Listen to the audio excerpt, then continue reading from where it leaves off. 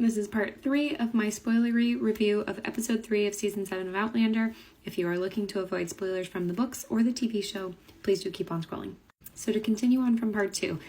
Jamie and Claire are able to communicate with Bree and Roger in the future through these letters that they compiled for them and put together in this chest. When Jamie and Claire eventually make it to Scotland, that is when they deliver this chest to a bank in Edinburgh and do their best to ensure that through all of that time in between their time and 1980s Scotland, that it doesn't get opened by the wrong people, because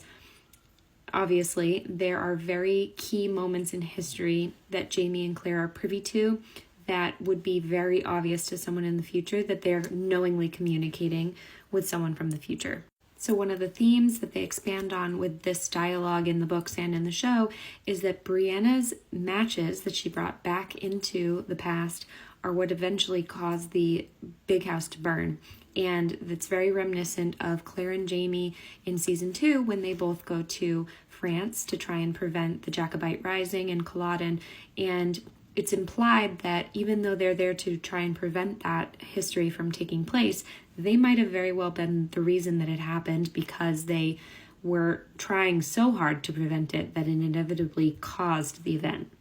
So this is where we get into super spoilers for the book, but it is because of this connection that Roger and Bree now share with Jamie and Claire via these notes and Jamie's letter informing them that he has hidden the stolen Jacobite gold that he recovered from Archbug somewhere in North Carolina, and that Jemmy is the key to finding it. That kickstarts the entire storyline for the Mackenzies moving forward, and what I suspect will probably be the biggest, most dramatic plot point that they end this first half of season 7 on. Very soon in that storyline, I suspect in the next episode or 2, we are introduced to Rob Cameron, who becomes a co-worker of Brianna's at the Scotland hydroelectric plant where she works, and he meets Roger, and Roger realizes that he is very likely part of the Scottish National Party.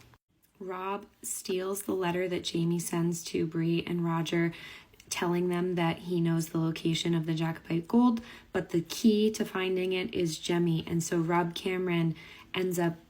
in a very elaborate way, kidnapping Jemmy in order to try and find it. He takes Jemmy to Craignadoon, and Mandy is able to sense that something is wrong and she knows where Jemmy is. So Roger ends up going to the stones and going back through them in order to find Jemmy, but in reality, he is trapped at the hydro plant.